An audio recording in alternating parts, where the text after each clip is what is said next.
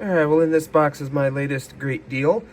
This is a 2001 Upper Deck baseball set.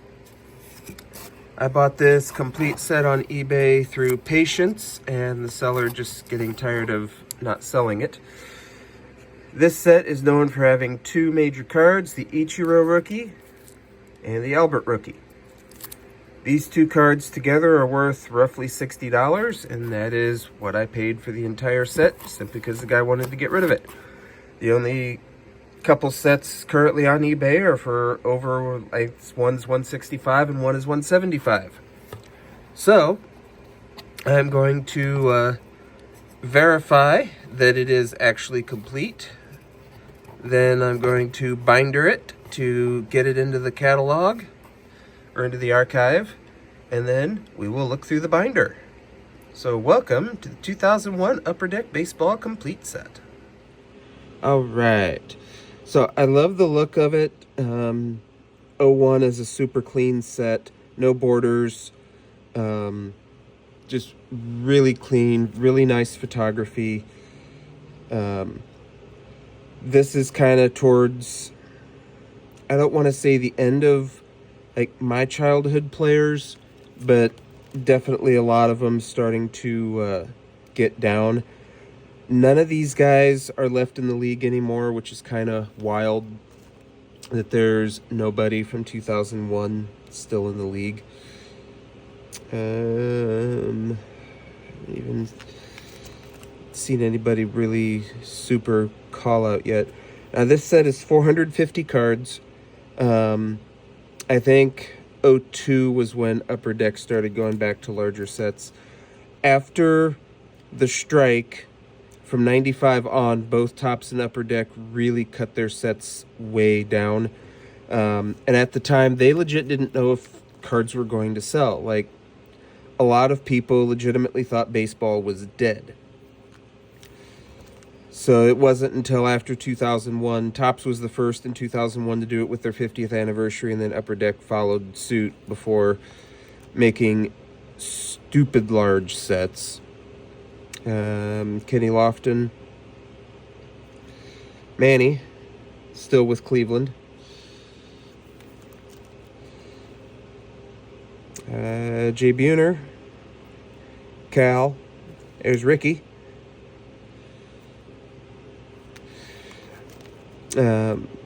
This, like a lot of the other Upper Deck sets, is sorted by team. So all teams are together by, I believe, team name, but I don't remember. Yeah, there's Rangers, Red Sox, Pedro, Jason Varitek. A lot of names that really defined the mid-2000s and defined the 90s. Miguel Ordonez, David Ortiz with Minnesota. I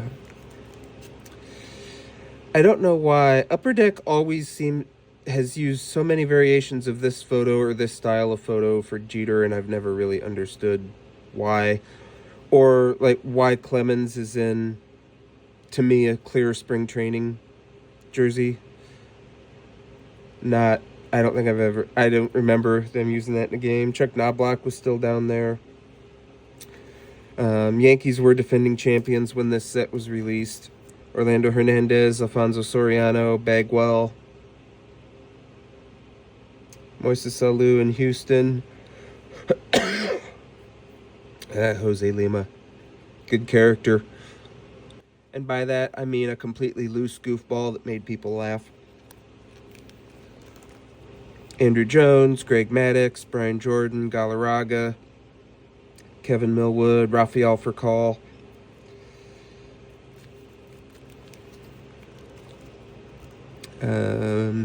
Rick Ankiel, if you're not familiar with his story, it's a wild one. Was drafted as a top pitching prospect, had a good couple years, got the yips, came back, worked his way through the minors as an outfielder, and had a pretty good couple years as a major league outfielder. Good dude from what I remember. Big Mac and JD Drew. And it's wild how many people will.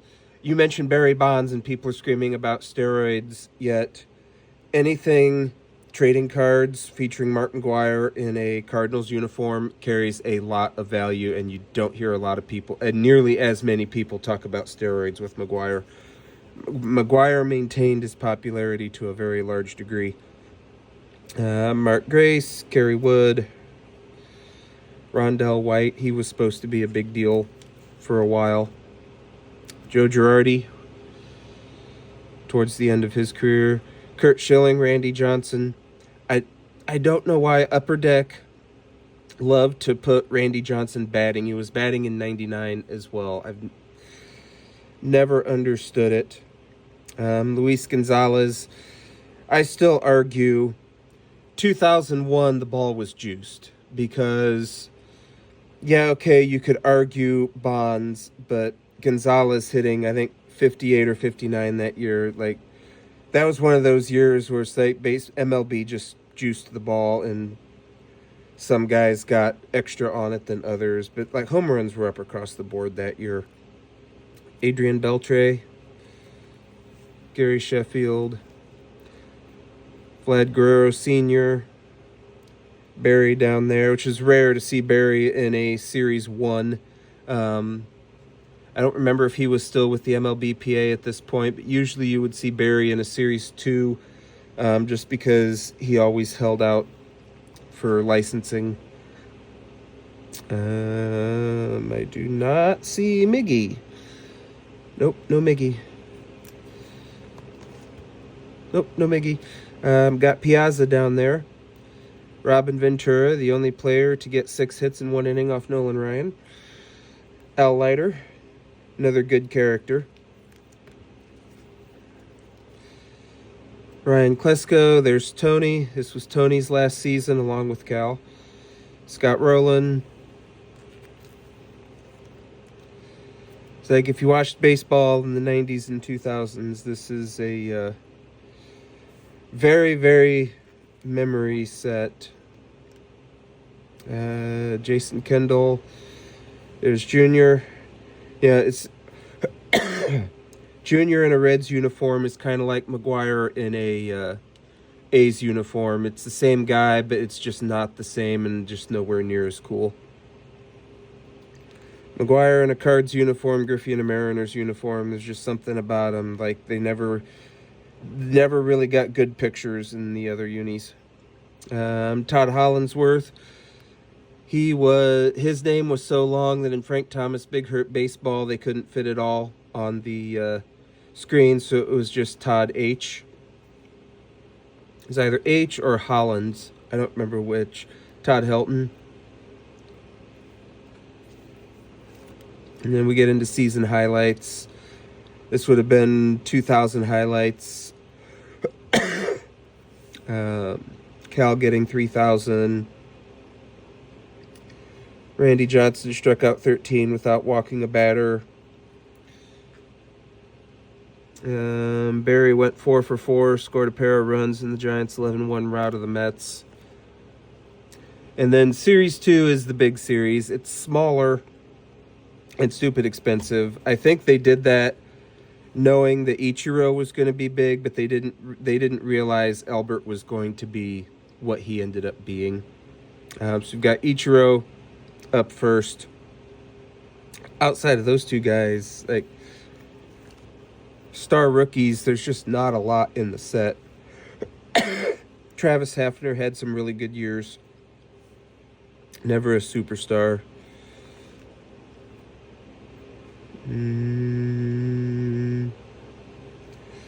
Morgan Ensberg was supposed to be good, never really panned out.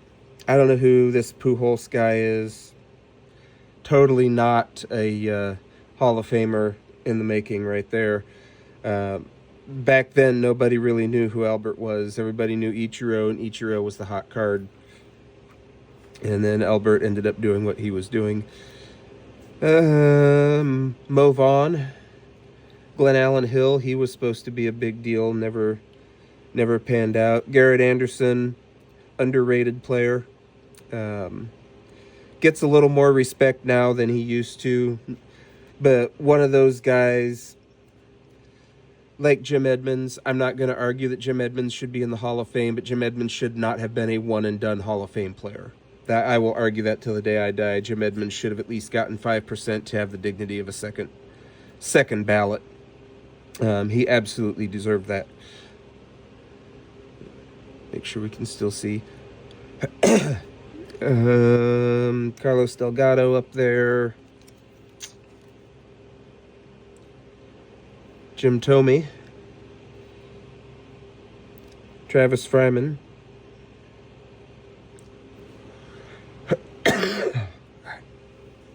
Get the monitor back on here, get some light.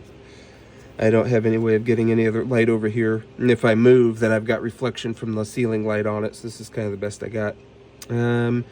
Edgar Martinez, Freddie Garcia, Brett Boone, Albert Bell, A-Rod, Galarraga, Ken Cabinetti, Palmeiro. There's Boston Manny. So Manny had 2 cards in this one, a Series 1 and a Series 2. Nomar down there. Derek Lowe. Let's see, Jeff Sapon, Bobby Higginson. That was another one that was had a good career but didn't pan out. Matt Lawton, I believe he came through the Wizards organization close to here. Big Hurt, Sandy Alomar Jr. Alomar is another one of those that he was a key player in the 97 Cleveland playoff run, but outside of that, like that playoff run made him feel like an absolute superstar, but he was one of those guys that showed up big when they needed it, but the rest of his career was not to that level. And then there's 6 just flat out who's for that era Yankees.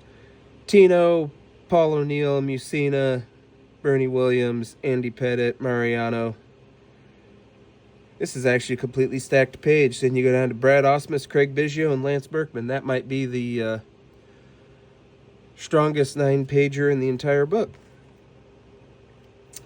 Chipper Jones, Tom Glavine, John Smoltz, Rico Bronya. Let's see. There's Jimmy Edmonds. Excellent defensive center. 400 home run guy. I compared him with Larry Walker career stat-wise a few years ago, and Jimmy is decently behind Larry, and Larry was a borderline Hall of Famer anyway. Like, I'm not going to say he should be in. He absolutely 100% deserved more than a one and done. Like, he was much, much better player than that. Could give Junior a run for his money in center any day of the week. Sammy down here. Let's see. Mark Grace, Matt Williams. I believe this was last year for both of them. Tony Womack, one of the World Series heroes. Reggie Sanders, another guy that could tear the cover off the ball, just never really had the popularity nationwide. Fernando Tatis Sr., who now gets a lot more recognition for actually being a pretty decent ball player. Let's see. Livan Hernandez. AJ Burnett. Nope, Miggy did not have a card in this set. Derek Lee. Let's see. Ray Ordonez. Trevor Hoffman.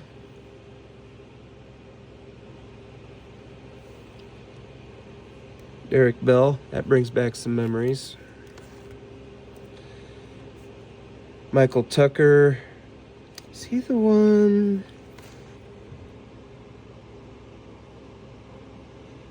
I don't remember. I want to say it was Michael Tucker, but I don't. Actually, I'm going to look it up. All right, not him. I remember one of the Fox Saturday broadcasts saying that he was deaf, but it wasn't Michael Tucker that I was thinking of. I can find no reference to him being deaf or hard of hearing at all, but I distinctly remember, I swore it was a red outfielder, but no. Closest thing I could find was one place listing Michael Kadire, but even then I couldn't confirm that. So, and then we do have Larry Walker up there, and then we wrap it up with some season highlights, including being excited about Alex Rodriguez going to Texas, and oh, what a disaster that would end up being all those years later as we found out what he was doing in Texas. All right, that is an awesome set that is a fairly safe investment because Ichiro and Albert are probably not going to lose value over the next 30 to 40 years. So glad to have it in the archive. This is one I've been wanting for quite a while. So thanks for hanging out, and we will catch you next time.